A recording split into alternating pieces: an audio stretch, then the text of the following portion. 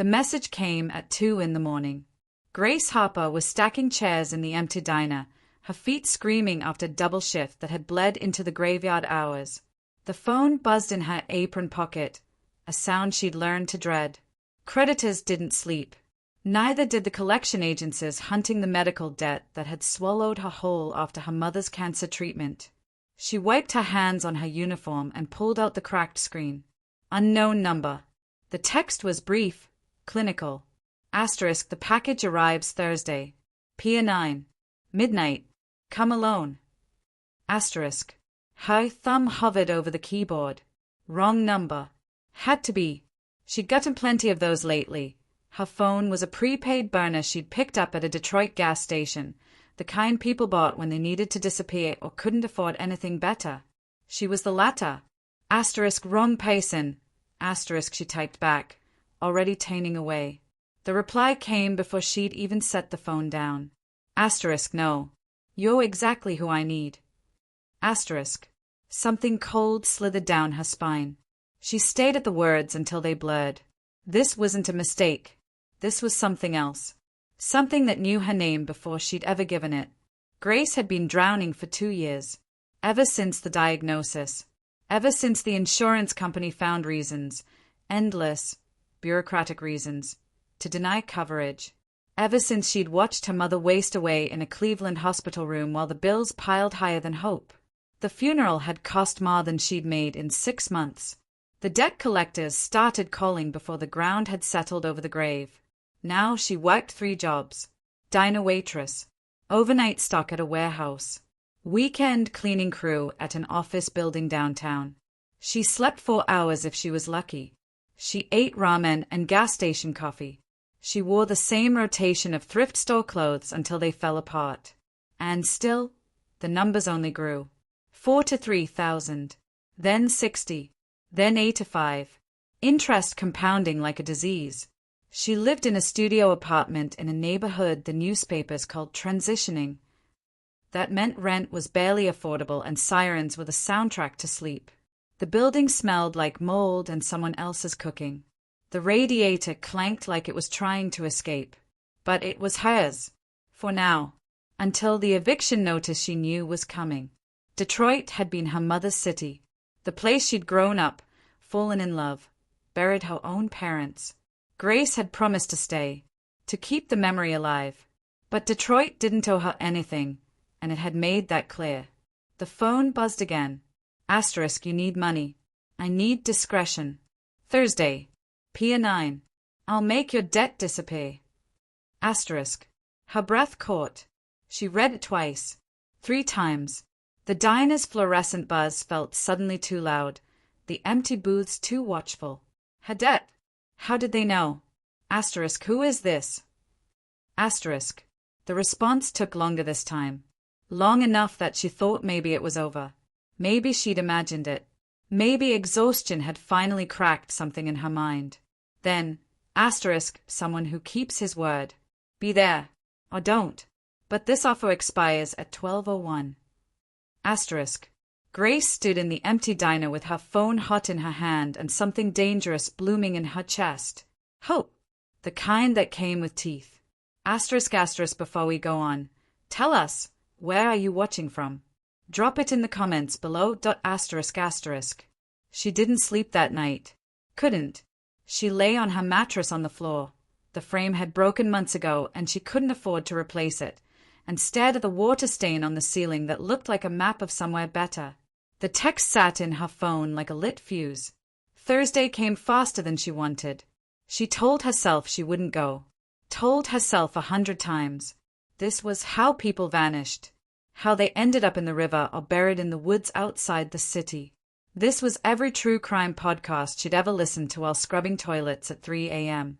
But when Thursday night arrived, she found herself on a bus heading toward the waterfront. The industrial part of the city, where the old factories crouched like sleeping giants and the streetlights had given up years ago. Pier 9 was exactly where she feared it would be. Abandoned. Rotting. The Detroit River black and infinite beyond the sagging dock. A warehouse loomed behind her, windows shattered, walls tagged with graffiti that glowed faintly in the distant city light. She stood at the edge of the pier, alone. The wind off the water cut through her thin jacket. November in Detroit was unforgiving. She checked her phone. 11:58. Headlights swept across the dock. A black car, sleek, expensive, the kind that didn't belong in this part of the city, rolled to a stop 20 feet away. The engine cut. Silence except for the water lapping against the pilings. The driver's door opened. A man stepped out. He was tall, broad-shouldered, wearing a dark coat that probably cost more than her yearly rent. Even in the dim light, she could see the way he moved, controlled, deliberate, like someone who'd never stumbled in his life, like someone the world rearranged itself for. He walked toward her, not fast, not slow, just steady, inevitable. When he was close enough that she could see his face, her breath caught for a different reason. He was younger than she'd expected, maybe early 30s. Dark hair, sharp jaw, eyes that caught what little light there was and held it. Handsome in the way that felt dangerous, like looking directly at something you shouldn't. Grace Harper, he said. Not a question. A statement of fact. She swallowed. Who are you? Caleb, he said simply. Just the first name. Like that was all she needed to know. Like the last name carried weight he didn't need to speak aloud. You came. I shouldn't have. But you did. He stopped a few feet away, close enough to speak quietly, far enough that she could still run, if she wanted to, if her legs would carry her. That tells me something. It tells you I'm desperate. Desperation isn't weakness. It's honesty. His voice was low, smooth, an East Coast accent underneath it. Money and education. The kind of voice that gave orders and expected them followed. I need someone I can trust. Someone with nothing to lose and everything to gain. Trust. She almost laughed. You don't even know me. I know you work 70 hours a week. I know you haven't bought new clothes in a year. I know you send half of what you make to a payment plan that'll never end. I know you visit your mother's grave every Sunday even though the cemetery is an hour on 2 buses. He tilted his head slightly. I know you're drowning, Grace, and I'm offering you air. The fear that had been sitting in her stomach turned into something else. Something colder. You've been watching me. I've been thorough. That's not an answer. It's the only one you'll get tonight. He reached into his coat. She tensed, but what he pulled out was an envelope. Plain. White. He held it between them.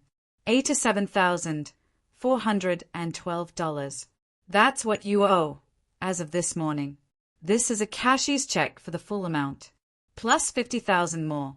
Consider it a signing bonus. Her mouth went dry. For what? Discretion, availability, trust. His eyes never left hers. I need someone who can move through the world without drawing attention. Someone ordinary. Someone no one would suspect. Suspect of what? Does it matter? He extended the envelope a little farther. This is your way out. Take it. I'll spend the next 10 years working yourself into the ground and still dying in debt. She stayed at the envelope, at the way the distant city lights caught the edge of it. She thought about her mother, about the promise she'd made, about the life she was living that wasn't really living at all. What happens if I say no? You go home. I find someone else. And you keep drowning. He said it without cruelty, just fact. But you won't say no. You sound sure. I am. Something shifted in his expression, almost gentle, almost kind. Because you're not here to say no, Grace. You're here because you've already decided. The pier creaked beneath her feet. The river moved in the darkness. The city hummed its distant song. She reached out, took the envelope. The paper was thick, expensive, real. What do you need me to do? He smiled then. Small, controlled, like he'd known all along how this would end. Get in the car, Caleb said, and I'll explain everything. Grace looked back once. At the city, at the life she was leaving behind, at the edge of the pier where she'd been standing when the world split open. Then she walked toward the black car, the envelope heavy in her hand, and climbed inside. The door closed with a sound like fate. The car smelled like leather and something else. Something expensive she couldn't name. Cologne maybe. Old money. The kind of scent that didn't come from a bottle at the mall. Caleb drove in silence. The city slid past the windows, street lights, closed storefronts, the skeletal remains of factories that had once made Detroit the engine of America. Grace watched it all blur together, the envelope still clutched in her lap like a lifeline. Or a noose. She hadn't decided which. Where are we going? Her voice sounded small in the leather-wrapped quiet. Somewhere you can think clearly. He didn't look at her. His hands were steady on the wheel. Strong hands. The kind that had never known real work but carried a different kind of weight. Somewhere safe. Safe. The word felt foreign. She'd forgotten what it meant. They drove for 40 minutes. Out of the city. Past the suburbs where lawns still existed and houses had garages and families inside probably weren't deciding between heat and food. The roads got wider. Emptier. Trees pressed close on either side. Branches reaching overhead like they were trying to stitch the sky back together. Finally, the car turned onto a private road. No sign. Just a gap in the trees and a gate that opened before they reached it. Like it knew they were coming. Like everything he knew. The house? No. The estate. Sat at the end of the drive like something from a different world. Stone and glass and sprawling architecture that didn't apologize for existing. Lights glowed warm in the windows. The ground stretched into darkness, manicured and perfect even in November. Grace's apartment could have fit in the entryway. Caleb parked. Cut the engine. The silence rushed back in. This is yours. She couldn't keep the disbelief from her voice. One of them. He said it simply. Not bragging. Just truth. He climbed out, came around, opened her door before she'd even reached for the handle. Old-fashioned manners wrapped around modern power. Come inside. You must be cold. She was, but she hadn't realized until he said it. Her jacket was too thin. Her boots had holes she'd tried to patch with cardboard. The November wind had teeth and it had been biting her for months. The inside was warmer. Soft lighting. Hardwood floors that gleamed. Art on the walls that looked old and important. A staircase that curved upward like something from a movie. She stood in the entryway and felt like a stain on expensive carpet. When did you last eat? Caleb was already moving deeper into the house, shrugging out of his coat. I don't, she tried to remember. The diner shift. She'd pocketed some fries during her break. Before that, gas station coffee for breakfast. Today. I ate today. He glanced back at her. Something flickered across his face. Not pity. Something sharper. The kitchen is this way. She followed because she didn't know what else to do. The kitchen was enormous. Marble countertops. Stainless steel appliances that probably cost more than her car had before it died. He moved through it like he belonged there, pulling food from the refrigerator, setting things on the counter. Sit. He nodded toward the island. Bar stools. Comfortable. She perched on one and watched him work. He made her a sandwich. Something simple. Turkey. Cheese. Fresh bread that didn't come from a plastic bag. Lettuce that was actually crisp. Tomatoes that hadn't been sitting under fluorescent lights for a week. He set the plate in front of her with a glass of water. Eat. She wanted to resist. Wanted to demand answers first. But her body betrayed her. She picked up the sandwich and bit down, and it tasted like something she'd forgotten food could be. He watched her eat. Not hovering. Just present. When she'd finished half of it, he finally spoke. The work is simple on the surface. You'll receive packages. Documents, mostly. Sometimes small items. You'll hold them. Wait for my instructions. Then deliver them when and where I tell you. Grace set down the sandwich. That's it. That's it. And what's in the packages? Does it matter? His eyes met hers. Dark. Steady. You'll never open them. You'll never look inside. You'll simply hold them and move them when I say. His stomach tightened. So I'm what? A courier. Among other things. He leaned against the counter. Casual. But there was nothing casual about the way he held himself. You'll stay here. This house. These grounds. You'll be safe. Provided for. Everything you need. Stay here. Her voice pitched up. I have a job. Jobs. An apartment. You had jobs. Past tense. I've already taken care of it. He said it so calmly. Like it was nothing.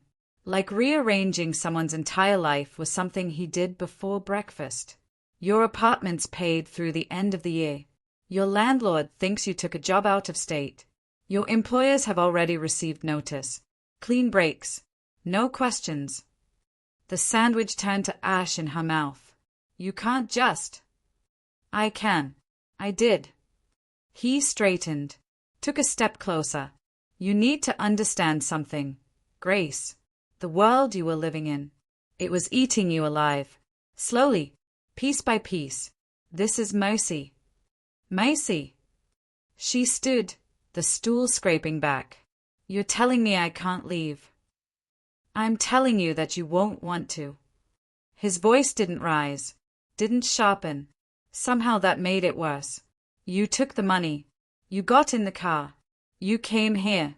Those were choices. Now we're past the point of turning back. Her pulse hammered in her throat. The beautiful kitchen suddenly felt smaller. The warm lights less comforting. And if I want to leave anyway, then you'll discover that the doors only open when I say they do. The words hung in the air between them. Soft. Final. Terrifying. Grace backed up a step. Then another. Her hip hit the counter. You're serious. Always. He tilted his head slightly, studying her. But here's what you need to know. I'm not your enemy. I'm not going to hurt you. Everything I've said is true. You'll be safe here. Safer than you've been in years. You'll eat real food. Sleep in a real bed. You'll have time to breathe. To heal. His voice gentled. All I ask in return is trust. And time. Time for what? For you to understand that this is better than what you left behind. She wanted to scream. Wanted to run. But she stood there in a kitchen that cost more than her life and held the gaze of a man who'd bought her out of one cage just to put her in another. Asterisk asterisk if this story has already found a place in your heart. Don't forget to like, comment, subscribe, and check the description box below for more stories that stay long after they end at asterisk asterisk. A woman appeared in the doorway. Older. 50s maybe. Dressed simply but well. She didn't look surprised to see Grace there. Didn't even blink. Your room is ready, she said. Calm. Professional. Like this happened every day. Grace, this is Marie. She manages the house. Caleb's tone shifted slightly. Warmer. She'll show you where everything is. Get you settled. Marie nodded. Gestured for Grace to follow. Grace looked back at Caleb. He was watching her with something in his expression she couldn't read. Not quite concern. Not quite satisfaction. Something in between. Get some rest, he said. We'll talk more in the morning. She followed Marie through hallways that seemed to stretch forever. Past rooms with closed doors. Up the curving staircase. The house was silent except for their footsteps. Heavy. Real. Not a dream. The bedroom Marie showed her to was bigger than her entire apartment had been. A four-poster bed. Windows overlooking the dark grounds. A bathroom attached with a tub deep enough to drown in. Everything clean. Perfect. Expensive. There are clothes in the closet. Your size. Marie's voice was kind but distant. Professional. If you need anything, use the phone by the bed. Someone will come. Someone. Grace turned. How many people woke here? Enough. Marie smiled faintly. Try to sleep. Morning comes whether we're ready or not. Then she was gone. The door clicked shut. Grace stood alone in a bedroom that belonged in a magazine and felt the walls closing in even though they were so far away. She moved to the window, pressed her hand against the cold glass. Outside, the ground stretched into darkness. She could see the distant glow of the gate, the edge of the property, the boundary of her new world.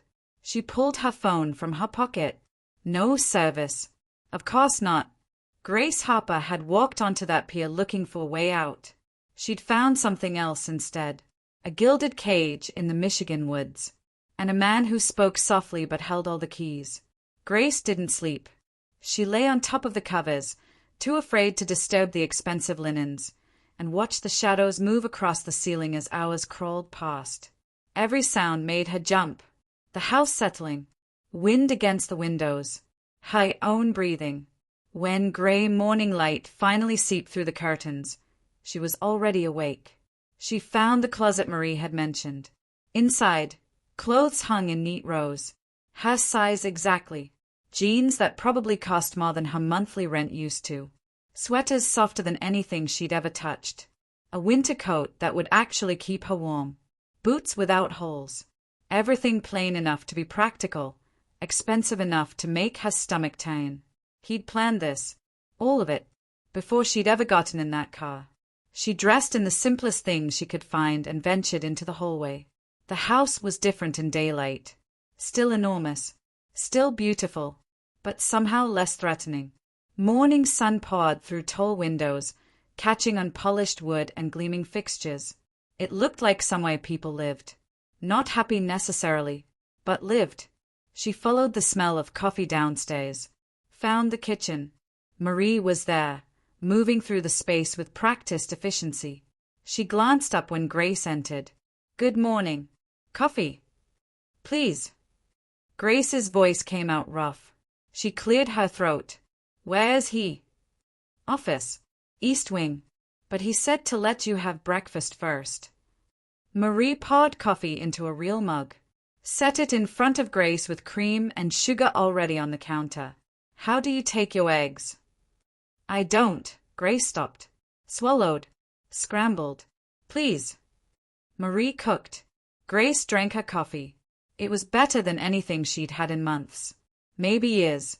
Rich and smooth and probably grown on some mountainside she'd never see. Even the cream tasted expensive. The eggs came with toast. Real butter. Strawberries that were actually ripe. Grace ate because her body demanded it, even though her mind was still spinning. "How long have you worked here?" she asked between bites. 12 years. Marie refilled her coffee without asking. "Since the beginning." "Beginning of what?" Marie smiled faintly. "His life as it is now." Not an answer, but maybe the only one Grace would get. She finished eating. Marie gave her directions to the East Wing. Grace walked through hallways that all looked the same, expensive, tasteful, empty, until she found a door that was different, heavier, darker wood, the kind of door that meant something important happened behind it. She knocked. "Come in." Caleb's office was exactly what she'd expected. Big desk. Floor-to-ceiling windows overlooking the grounds. Bookshelves lined with leather-bound volumes. A fireplace with actual logs burning. He sat behind the desk in shirt sleeves, collar open, looking like he'd been awake for hours. Papers spread in front of him. A laptop open. The work of running whatever empire he'd built. He looked up when she entered. Something in his expression eased. "You slept?" "No. Honest. I appreciate that." He closed the laptop. Gave her his full attention. "Sit." She didn't want to. Wanted to stand. Keep the distance. The power dynamic. But her legs were tired and the chair he'd indicated was closer than the door. "She's Saturday. The money's already been transferred," he said. "Your debt is clear. I have the confirmation if you'd like to see it." Her heart lurched. "It's really gone." "As of 6 this morning. You're free of it." He paused. Watched her face. "How does that feel?" "Like a trick. Like a lie. Like waking up and finding out your mother wasn't really dead after all." "I don't know yet." "Fair enough." He leaned back in his chair. Now for your part. The first package arrives tomorrow. FedEx. You'll sign for it. Bring it to me unopened. That's all. That's all. For now. His eyes never left hers. Later, there will be more. Different tasks. But we'll work up to those. Build trust first. Trust? She almost laughed. You locked me in your house. I gave you a roof, food, safety, freedom from debt. His voice remained calm, patient. The doors are locked because the world outside them is dangerous, not because I want to keep you prisoner. Those sound like the same thing. They are not. He stood, walked around the desk, leaned against the edge of it, arms crossed. Closer now, close enough that she could see the details. The fine weave of his shirt, the watch on his wrist that probably cost more than a car, the faint scar along his jaw. I understand you're afraid. You should be. You don't know me, don't know what this is. But I need you to understand something. He waited until she met his eyes. I keep my word. Always. You're here because I need you to be. But you're safe here. Safer than you've been in a long time. And when this is over, when our arrangement ends, you'll walk away with enough money to start over. Any way you want. Anything you want. His voice dropped lower. Softer. All I ask is patience. And discretion. Grace's throat felt tight. What are you? Really? Someone who operates in the spaces between what's legal and what's necessary. He said it without shame. Without hesitation. I move things. Money. Information. Occasionally people. I solve problems that others can't or won't. And I do it well. So don't say it. Don't put a label on it. Labels are for prosecutors and journalists. He straightened. What I am is someone who's offering you a chance to survive. To more than survive. The question is whether you're brave enough to take it. She thought about the diner, the warehouse, the apartment with the broken radiator and the water-stained ceiling, the phone calls from debt collectors, the weight of her mother's grave on Sunday mornings. She thought about the envelope, the check, the number that had haunted her for 2 years suddenly just gone. I don't have a choice, she said quietly. You always have a choice. He moved back to his desk. Saturday. But some choices are just easier to make than others. Asterisk asterisk, if you've ever felt torn between fear and love, you'll understand her.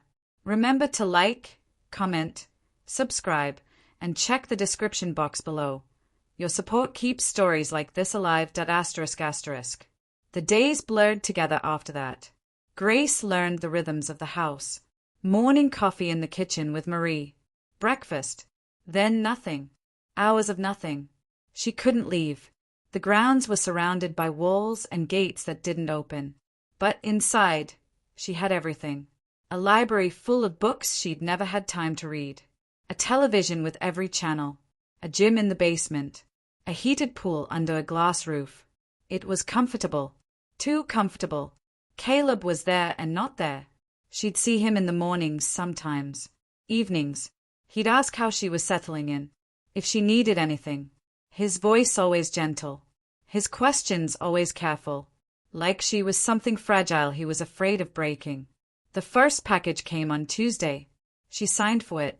Brought it to his office. A manila envelope. Sealed. Addressed to a name she didn't recognize. He took it without opening it in front of her. Thanked her. That was all. The second came Friday. A small box this time. Heavy. She held it in her hands and wondered what was inside. Wondered if she'd ever know. Wondered if ignorance was Macy or just another kind of prison. She gave it to Caleb. Watched his face as he took it. Saw nothing. No emotion. No tell. Just calm acceptance. You're doing well, he said. I'm doing nothing. Exactly. He smiled faintly. That's what I need. Someone who can do nothing and make it look ordinary. 2 weeks became 3. Grace stopped counting days. The house wrapped around her like expensive fabric. Soft. Suffocating. She had everything she'd ever needed and nothing she actually wanted. Freedom. Choice. A life that belonged to her.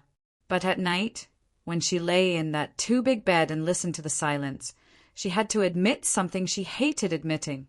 She wasn't drowning anymore. For the first time in 2 years, she could breathe. Even if the air tasted like somebody else's. 1 month in, Grace started to forget what cold felt like. The house kept perfect temperature. Her room was always warm. The clothes in her closet fit like they'd been made for her, because they had been. She was learning. Everything here was tailored, controlled, down to the exact degree of heat and the thread count of her sheets. She hated that she was getting used to it. Hated more that sometimes she woke up and forgot to be angry. Caleb was away more often now.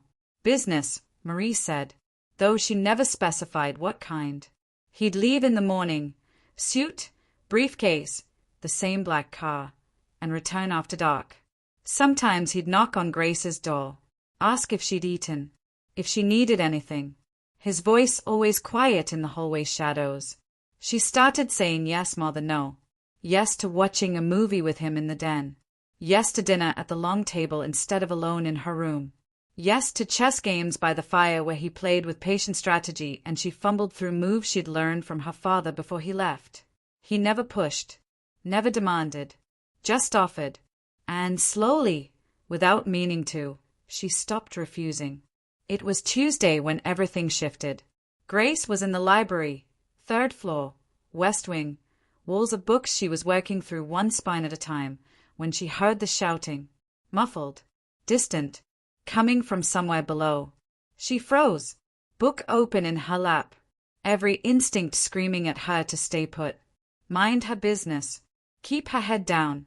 But curiosity was stronger than fear. She moved to the door, cracked it open. The shouting was clearer now. Male voices, one of them Caleb's, the other unfamiliar, angry, growing louder.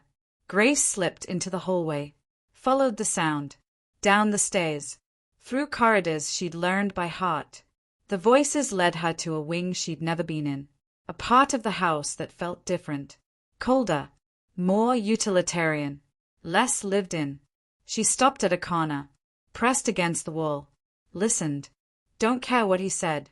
The deal was 20%, not 15, not 10, 20. The unfamiliar voice, rough, Boston accent thick as concrete. You think you can just change terms because you feel like it. I think the terms changed when your people got sloppy. Caleb's voice was ice. Sharp. Nothing like the gentle tone he used with her. 3 cups saw the drop. 3. You're lucky I had people in place to clean it up. That's worth 5%. Bullshit. We had an agreement.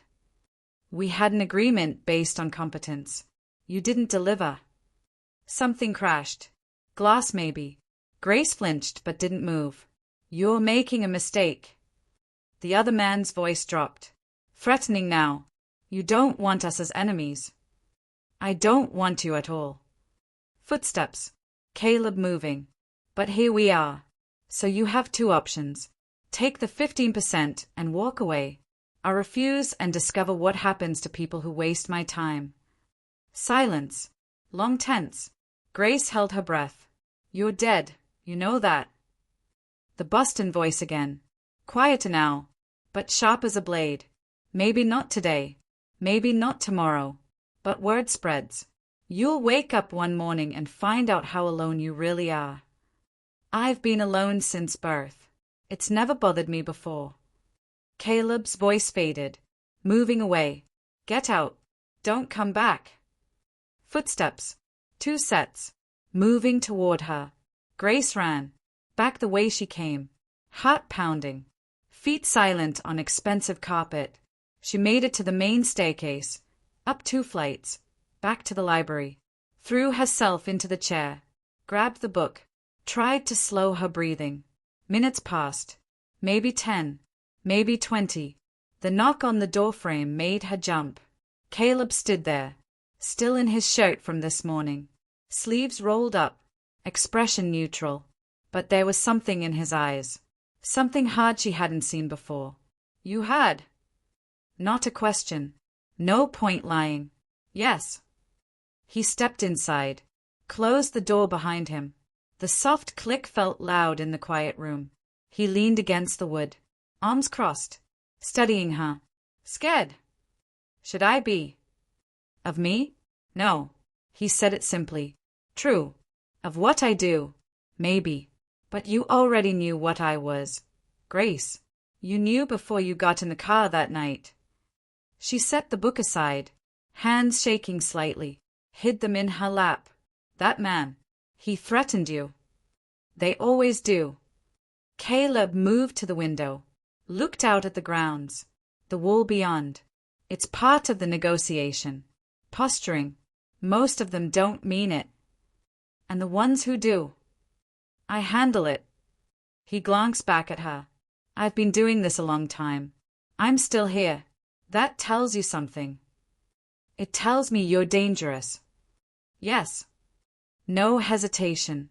No apology. But not to you. How do I know that?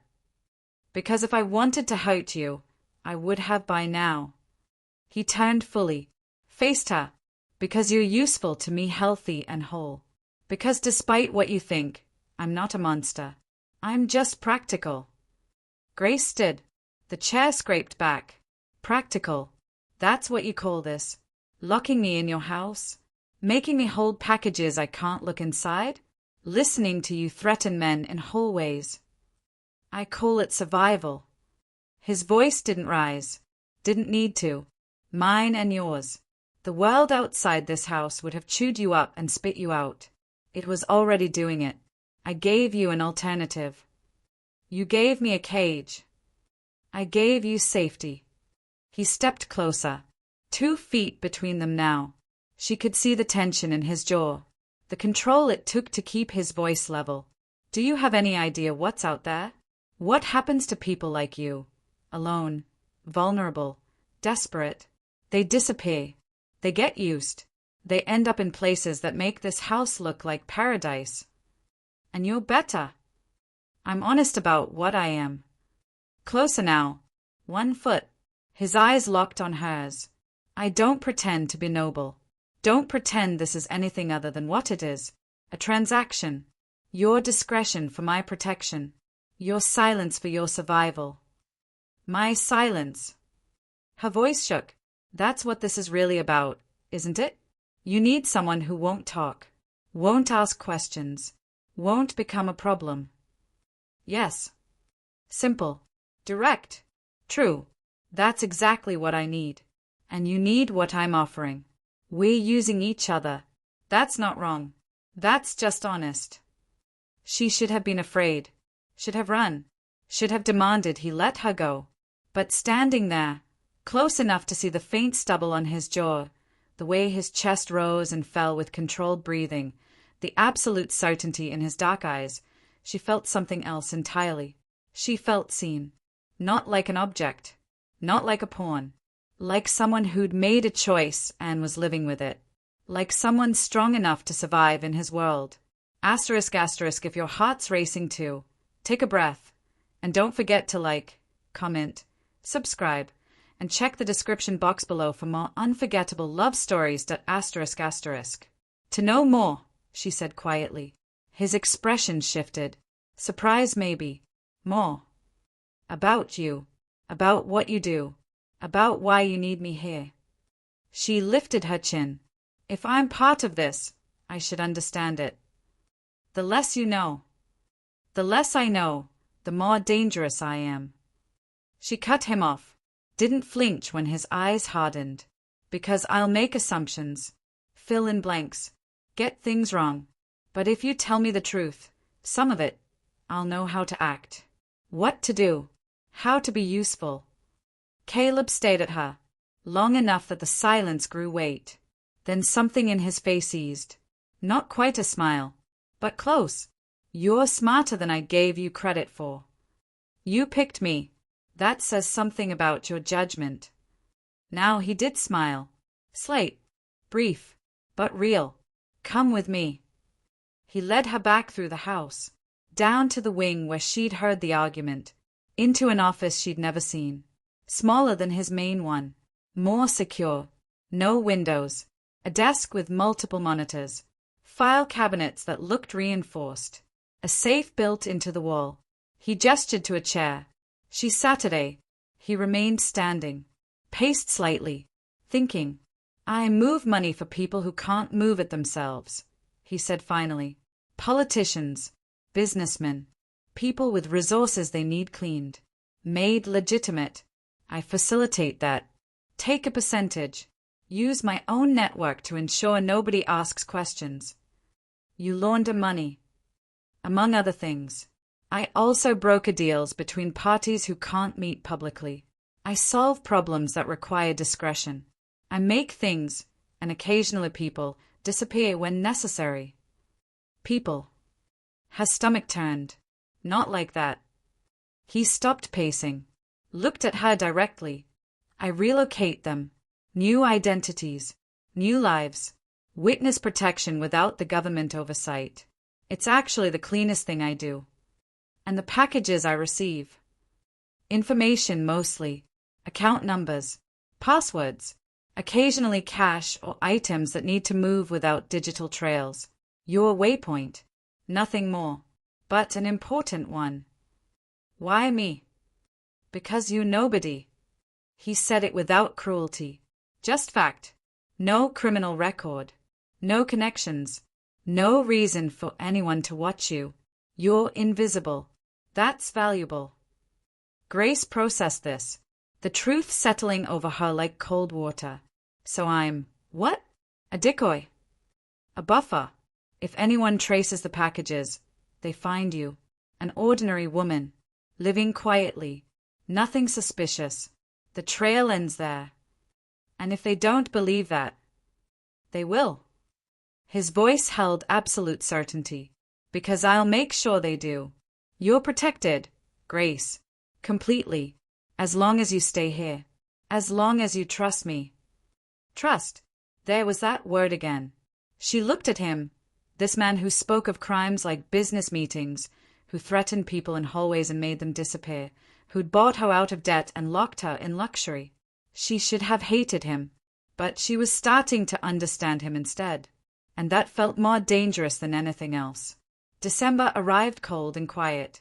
Snow fell on the estate, covering the grounds in white that looked cleaner than anything Grace had seen in years. The city snow she knew was gray by noon. Stepped on, exhaust-stained, mixed with salt and grime. This snow stayed pristine. Like even the weather knew better than to disappoint Caleb. She watched it from the library window. 3rd floor. Her favorite spot now. She'd worked her way through half the collection. Classics she'd never had time for. Contemporary fiction that made her forget where she was. Even poetry she didn't always understand but felt in her chest anyway. The house had rhythms she'd learned. Marie cooking in the mornings. The distant sound of Caleb on phone calls in his office. The way the heating system kicked on at precisely 4 o'clock every afternoon. The silence after 10 p.m. that felt almost sacred. She was trapped. She knew that. But the edges of the cage were blurring. Caleb found her there one evening. She'd fallen asleep in the reading chair, book open across her lap. She woke to his hand gentle on her shoulder. Grace, it's late. She blinked up at him. The room was dark except for the fireplace he must have lit while she slept. His face was half in shadow, half in warm light. He looked tired, more tired than usual. What time is it? After midnight. He moved to the other chair. Saturday. Leaned back. The weariness in him visible now that he wasn't trying to hide it. You were dreaming. Looked peaceful. I was in Cleveland. Before. The words came out before she thought to stop them. My mom was alive. We were at the lake. Good dream then. Until I woke up. He nodded. Understood without her needing to explain. They sat in silence. The fire crackled. Outside, snow fell past the windows like the world was being erased. Tell me about her, he said finally. Grace's throat tightened. Why? Because I'd like to know. Because you're here and she's the reason. Because, he paused. Because I'm asking. She looked at him, at the way firelight caught in his dark eyes, at the lines around his mouth that came from stress, not laughter, at this man who held her captive and gave her everything. She was a nurse, Grace said quietly. Cleveland Clinic. 30 years. She worked doubles when my dad left. Kept us in the house. Put food on the table. Never complained. Her voice caught. When she got sick, the insurance fought every treatment. Said it was too expensive. Too experimental. Too late. She died arguing with them on the phone. I'm sorry. Don't be. You didn't do it. No. But I profit from a system that does. He said it plainly, without excusing himself. My clients, the people I work for, they're part of the machine that killed her. Grace stared at him. And you're okay with that? I'm realistic about it. He leaned forward, elbows on his knees. The world is corrupt, top to bottom. I didn't make it that way, but I learned how to survive in it, thrive in it, and yes, profit from it. He met her eyes. Does that make me evil? I don't know. Honest answer. He almost smiled. Most people would lie. I'm tired of lying, even to myself. Something shifted in his expression. Softened. Tell me something else. Something true. Something you've never told anyone. Why? Because we're both awake at midnight in a house that's too quiet. Because I want to know you better. Because, he stopped. Started again. Because I trust you, and I want you to trust me. Grace's heart did something complicated in her chest. She should have said no. Should have kept the distance. But the firelight and the late hour and the exhaustion in his face made her weak. I used to steal food, she whispered. From the diner. Not much. Just enough. Dinner rolls. Leftover soup. I told myself it was okay because they were going to throw it out anyway. But I knew it was wrong. I knew, and I did it because I was hungry and proud, and I couldn't admit I needed help. Caleb's expression didn't change. No judgment. No pity. Just listening. I steal from churches, she continued. Might as well finish it. The collection plate. Not a lot. Just a few dollars when no one was looking. I needed bus fare, and I told myself God would understand. Maybe he did. I never got caught. Is that your worst sin? His voice gentle. I don't know. Maybe. I lied to my mother when she was dying. Told her I was fine. That I had savings. That I wasn't drowning. She died thinking I'd be okay. That's probably the worst one. Caleb stood, crossed the space between them, knelt in front of her chair so they were eye level. His hand came up, hesitated, then settled on her knee, warm through the fabric. You survived, he said. That's not a sin. That's strength. It doesn't feel like strength. It never does. Not when you're in it. His thumb moved slightly, barely, a whisper of contact. But you're here, still breathing, still fighting. That's more than most people manage. I'm not fighting. I'm hiding. Same thing sometimes. He stood, but didn't move away. Come with me. I want to show you something. She followed because she'd stopped knowing how not to. Through the dark house, down to the ground floor, through a door she'd never tried, downstairs into a basement she didn't know existed. The room at the bottom was temperature controlled, climate stabilized, rows of shelving holding items wrapped in protective cloth. She realized. This was where he kept his real collection.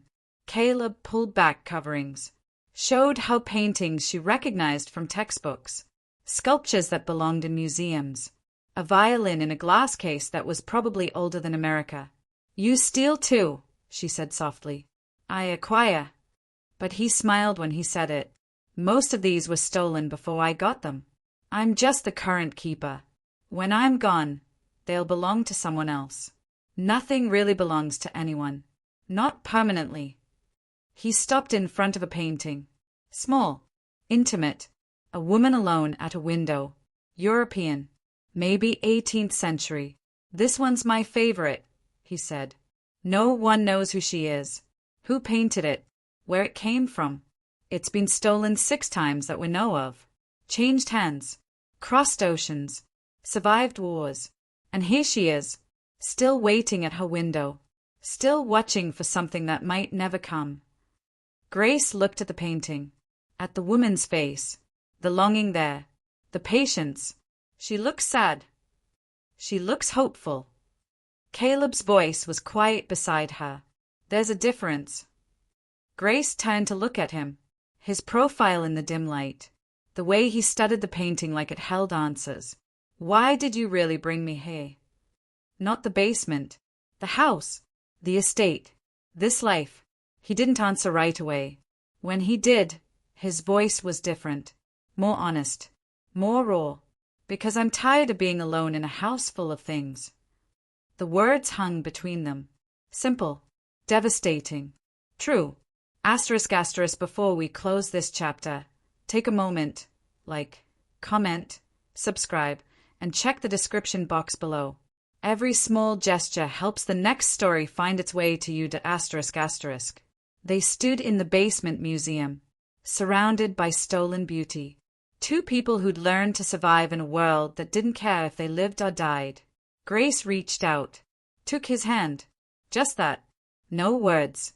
Caleb's fingers closed around hers. Warm. Solid. Real.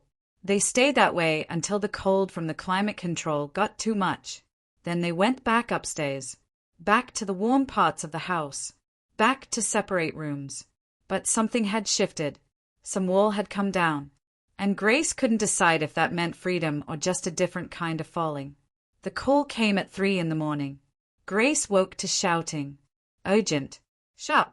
Coming from somewhere below. She threw off the covers, silk sheets she still wasn't used to, and grabbed the robe hanging on the bathroom door. Moved into the hallway. The house was dark except for the light spilling from Caleb's office. She followed it. Found him behind his desk. Phone pressed to his ear. Face harder than she'd ever seen it. When? He asked. Listened. How many know? Pause. Contain it. Now. I don't care what it costs. He hung up. Saw her in the doorway. Go back to your room. What's wrong? Grace. Room. Now. She didn't move. Tell me. Something dangerous flickered across his face. Then it was gone. Controlled again. Professional. There's been a complication. Nothing that concerns you. But I need you upstairs. Locked in. Until I say otherwise. Locked in? More than usual, you mean? This isn't the time for attitude. He stood. Came around the desk. Someone talked. One of my associates. He's been picked up. Federal. They are moving fast. Her stomach dropped. They are coming here. Not if I move faster. He took her arm. Not rough, but firm. I have protocols. Measures in place. But you need to be where I can protect you. Protect me from what? From becoming collateral damage. He pulled her toward the door. Come on. They moved through the house. Fast. His hand on her elbow. Guiding her. Back upstairs. To her room. But he didn't leave her at the door. He came inside. Crossed to the closet. Pulled a section of the wall that wasn't a wall at all. A panel swung open. Behind it, a small room. Maybe 6 feet square. Shelves stocked with water. Canned food. First aid. A chair. A phone. A gun. Grace's breath caught. What is this? A safe room. Every bedroom has one. Built into the structure. He pulled her inside. Showed her how the panel closed. How to open it from the inside. If anyone comes. If you hear anything that scares you. You get in here. Lock it. Use the phone. It's a direct line to people I trust. What about you? I'll handle it. He was already moving back toward the door. Stay here. Stay quiet. Don't open this door for anyone but me. I'll knock 4 times. Like this. He demonstrated. Rhythmic. Specific. Anyone else? You stay silent. Caleb. He turned back. For just a second, something cracked in his careful control. I won't let anything happen to you. I promise. But I need you to trust me. Can you do that? She wanted to say no. Wanted to demand answers. Wanted to know what she'd actually gotten herself into. But his eyes held hers. Dark. Steady. Afraid in a way he was trying not to show. Yes, she whispered. He nodded. Then he was gone. The bedroom door closing behind him. The lock clicking from the outside. Grace stood alone in her cage and listened to the house come alive with urgent activity. Footsteps. Voices. Car engines outside. The mechanical sound of the gate. People coming. People going. All of it happening around her while she waited in expensive prison. She thought about the safe room. The supplies. The gun. She thought about what kind of life required hidden bunkers in every bedroom. She thought about Caleb's face when he'd promised to protect her, and she realized with sick certainty that she believed him. 2 hours passed. Maybe 3. Grace sat on the edge of the bed and counted her breathing, the way her mother had taught her during panic attacks after her father left. In for 4. Hold for 7. Out for 8. Over and over until the shaking stopped. The house had gone quiet. Too quiet. The kind of silence that felt like waiting. Then, 4 knocks. Rhythmic. Specific. She was at the door before she thought to be careful. Caleb. It's me. Open up. She unlocked it. Pulled it open. He stood there looking like he'd aged 5 years in 3 hours. Shirt untucked. Hair disheveled. A shadow of exhaustion around his eyes. Are you okay? The words tumbled out before she could stop them. Fine. It's handled. He moved into the room. Sat heavily on the edge of her bed. Ran his hands through his hair. For now. Grace closed the door. Locked it. Crossed to him. What happened? My associate talked. But not about you. Not about this house. He gave them one of my other operations. Chicago. Small fish. They'll chase that for a while. Buy me time. Time for what? To shore up security. Move assets. Prepare for the next wave. He looked up at her. They'll come eventually. Not today. Maybe not for months. But they will.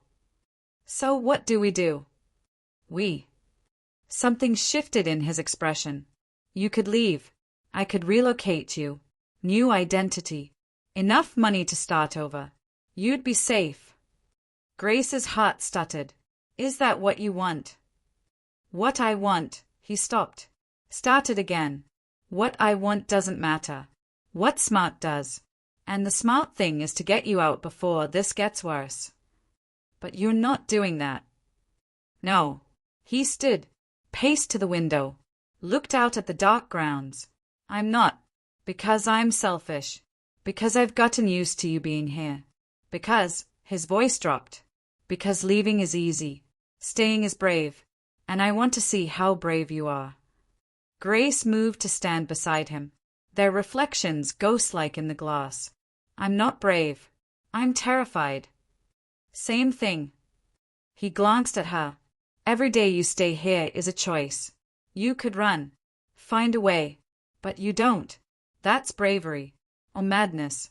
I'm not sure which. Why not both? He laughed. Quiet. Brief. But real. You're different than I expected. How? Stronger. Sharper. More. He paused. Seemed to weigh the word. More necessary. The word hung in the air between them. Necessary. Not useful. Not convenient. Necessary. Grace's pulse hammered in her throat. They stood close enough that she could feel the heat of him, smell the faint cologne and coffee and exhaustion, see the way his chest rose and fell with breathing that wasn't quite steady. Caleb. Don't. His voice rough. Don't say whatever you're about to say. Not tonight. Not when I'm this tired and this scared and this close to making a mistake. What kind of mistake? He turned to face her. The window at his back. His eyes holding hers. The kind where I forget you're here because I need you to be. Where I start believing you stay because you want to. Where I cross lines I swore I wouldn't cross. And if I want you to cross them? The question landed like a stone in still water. Ripples spreading. Changing everything. Caleb's hand came up. Touched her face. Just his fingertips. Barely. Like he was testing whether she was real. You don't know what you're saying. Yes, I do. Her voice shook but held. I'm saying I'm tired of pretending this is only about safety. Only about debt. Only about packages and discretion. She stepped closer. Felt his breathing hitch. I'm saying you scare me and save me in the same breath. And I don't know how to feel about that except, she swallowed. Except that I do. Feel about it. About you. His thumb traced her cheekbone. Soft. Reverent. Grace. Tell me I'm wrong. Tell me this is all in my head. Tell me you don't. He kissed her. Cut off the words. His mouth on hers sudden and sure and desperate. Like he'd been holding back for weeks and finally broke. His hand slid into her hair.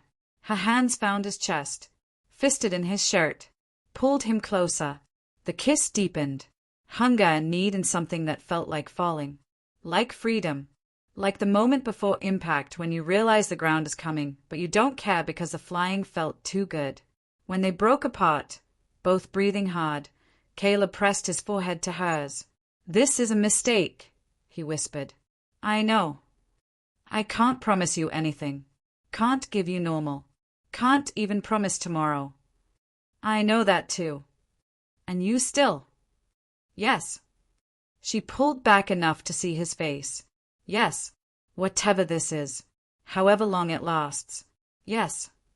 He kissed her again. Softer this time. Slower. Like memorizing the shape of her mouth.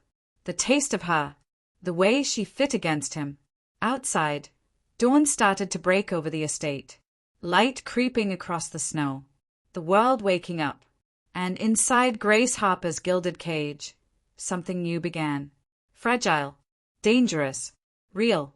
The kind of thing that would save them or destroy them. Maybe both. February came sharp and cold. The kind of cold that sank into bones and stayed there. Grace watched it through windows she still couldn't open herself, in a house that had become something other than a prison. Not freedom. She wasn't naive enough to call it that. But something in between. Something unnamed. Caleb touched her now. Not often. Not publicly, though there was no public inside these walls. But in the quiet moments. His hand on her lower back when they passed in hallways. Fingers brushing hers when he handed her coffee. The way he'd find her reading and settle into the chair beside hers without speaking, just existing in the same space. At night, he came to her room. Or she went to his. They'd started carefully, conscious of the power imbalance, the impossibility of real consent when one person held all the keys. But need had a way of eroding caution. They learned each other, the geography of skin and want, the places that made breathing stop, the words that mattered more than touch. He was gentle in ways that surprised her, vulnerable in ways he'd never let himself be anywhere else. But the world outside kept pressing in. More calls at odd hours.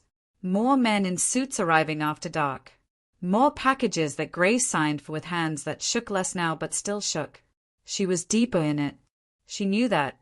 Could feel it like weight accumulating.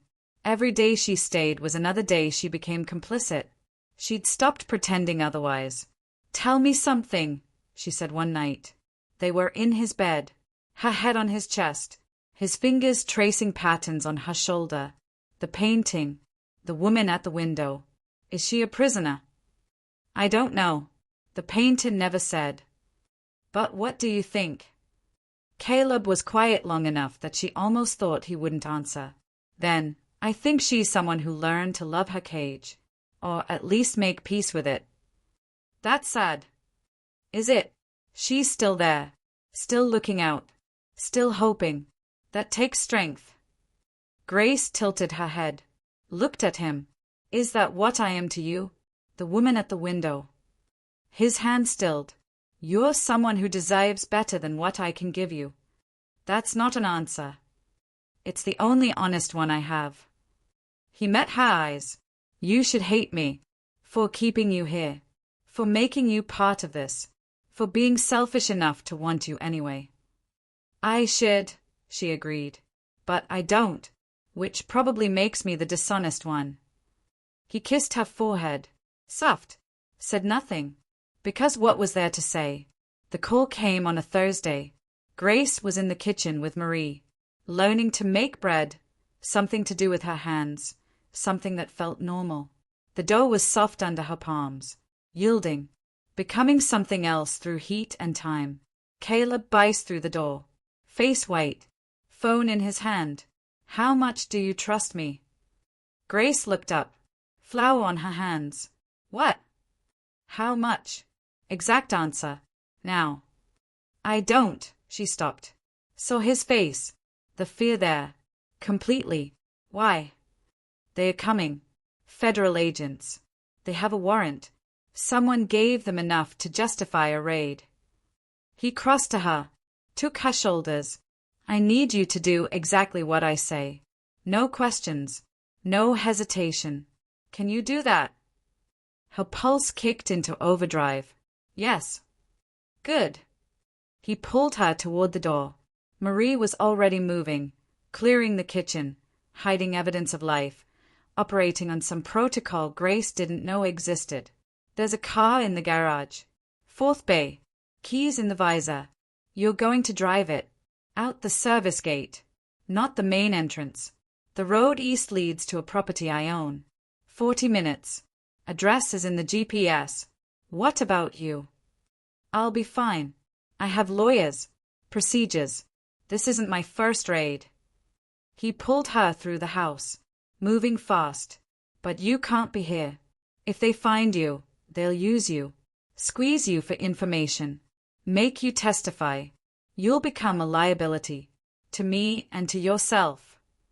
They reached the garage. 4 cars. All expensive. All black.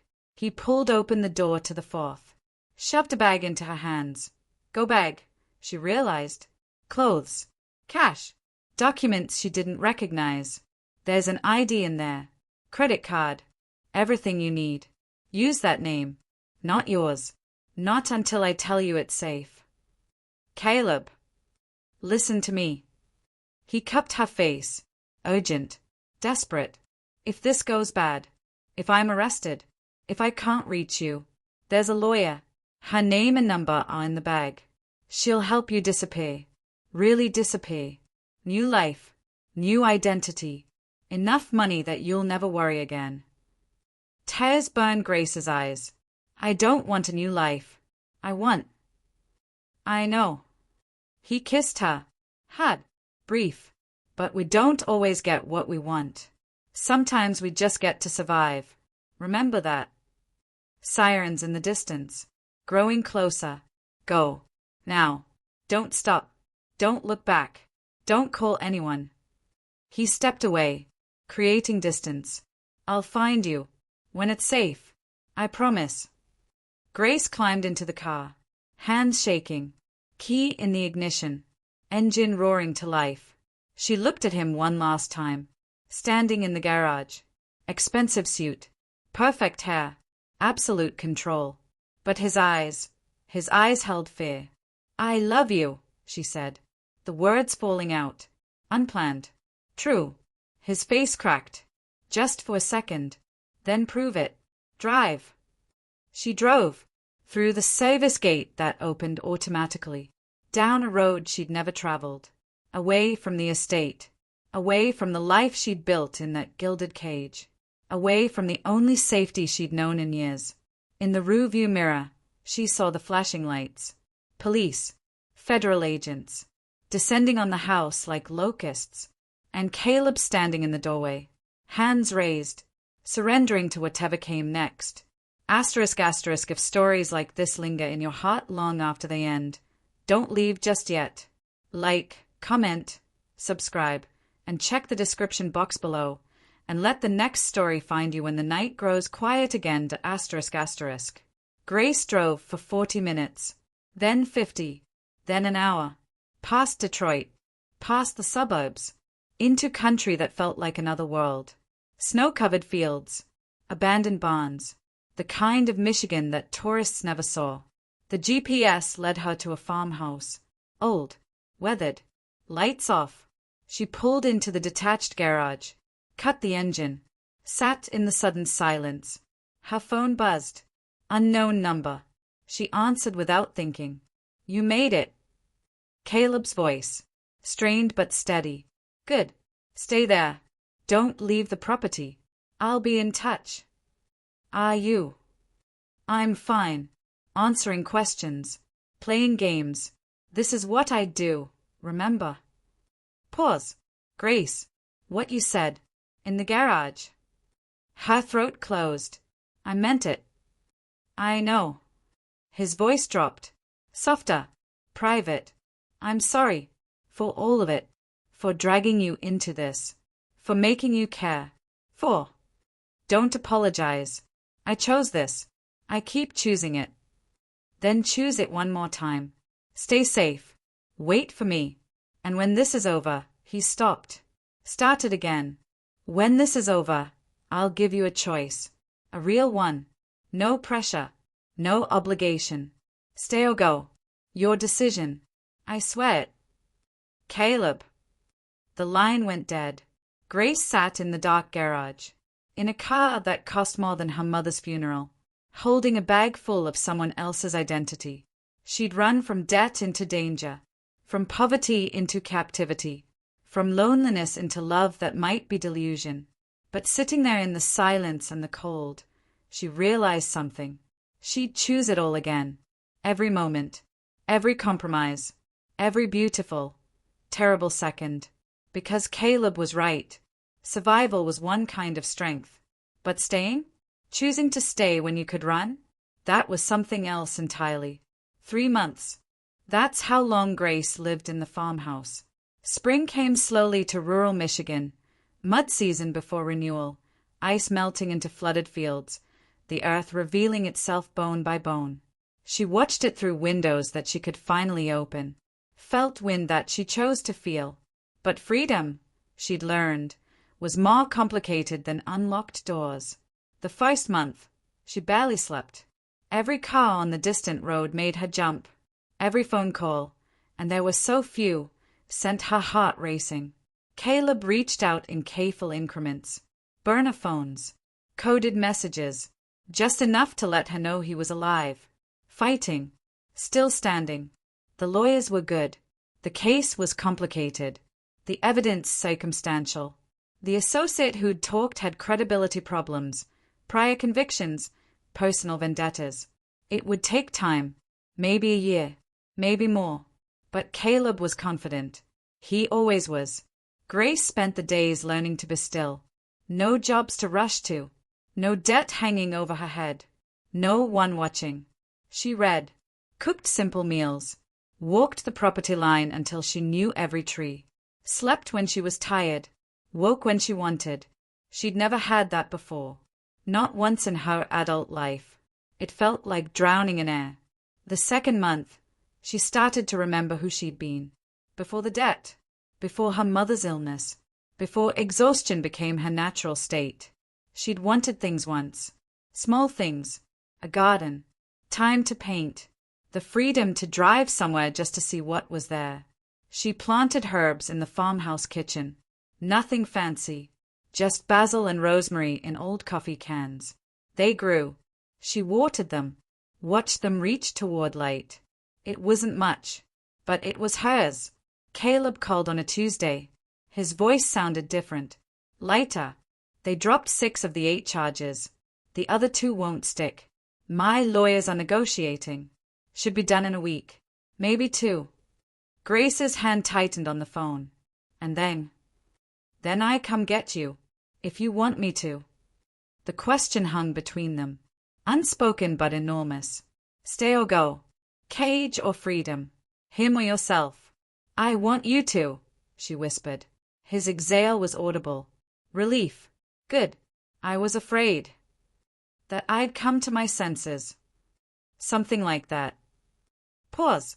Grace, when I get there, when this is over, I want to give you something. Not money. Not safety. Something real.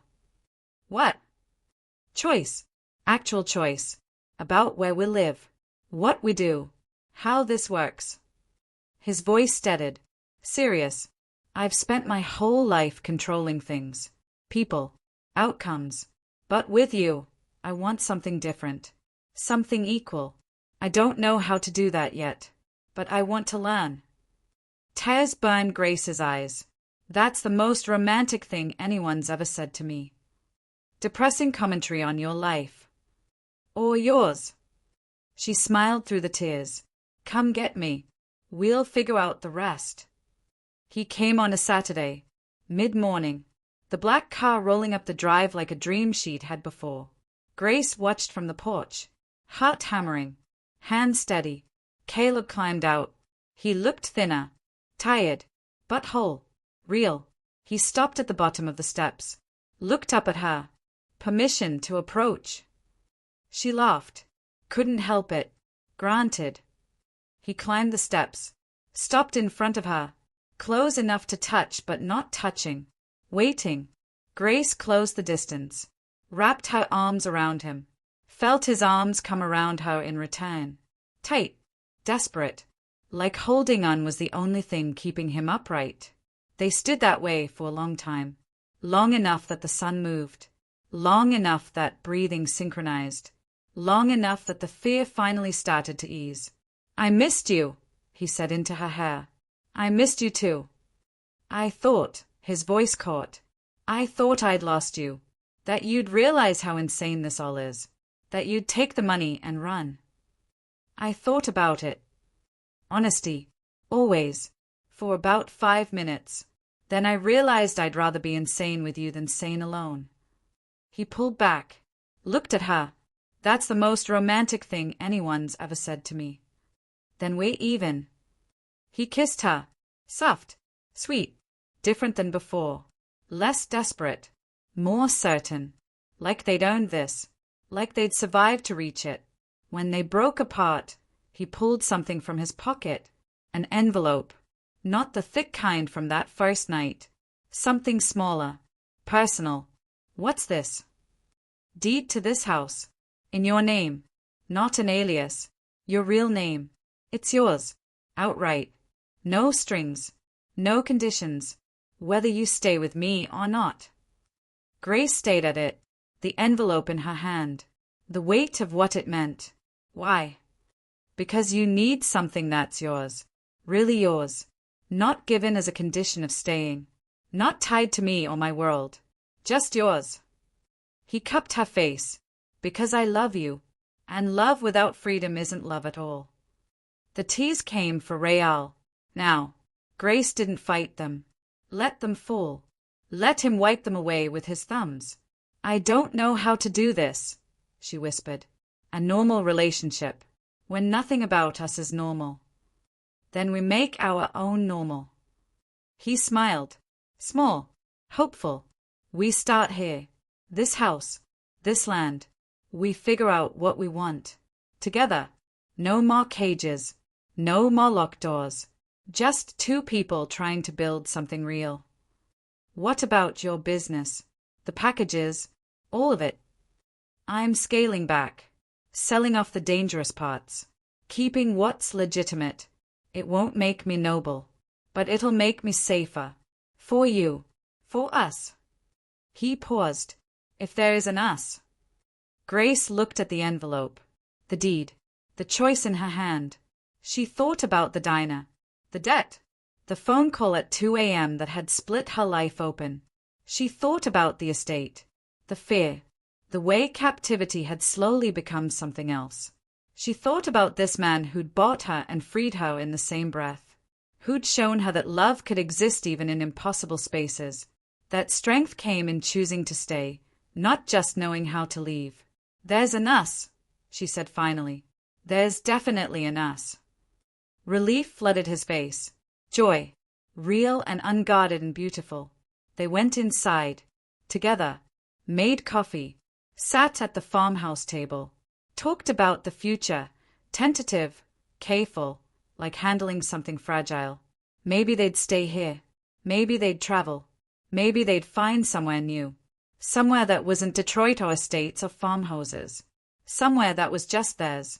The path forward wasn't clear. Probably never would be. They both lived through too much to believe in fairy tales. But sitting there in the morning light, Grace realized something. She'd survived. Not just the debt, not just the captivity, but the fear of wanting, of needing, of loving someone who could hurt her. And she was still here, still whole, still choosing. Outside, spring was finally arriving. The earth thawing, green pushing through brown, the wild remembering how to bloom. Inside, Grace Harper held a deed in one hand and Caleb's hand in the other. Free at last. Not because someone gave her freedom, but because she'd learned to take it. And that made all the difference. Asterisk if stories like this linger in your heart long after they end. Don't leave just yet. Like, comment, subscribe, and check the description box below, and let the next story find you when the night grows quiet again. I want